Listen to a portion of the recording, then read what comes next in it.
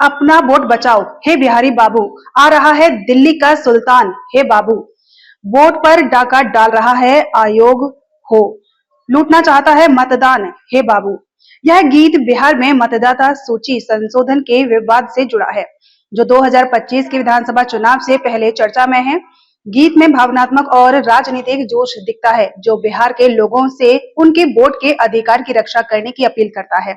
दिल्ली का सुल्तान और आयोग, चुनाव आयोग का जिक्र यह संकेत देता है कि कुछ लोग केंद्रीय सत्ता या चुनाव आयोग पर अविश्वास जता रहे हैं, क्योंकि मतदाता सूची संशोधन से वोटिंग अधिकार, खासकर दलित, पिछड़े और अल्पसंख्यक समुदायों के छिनने का डर है।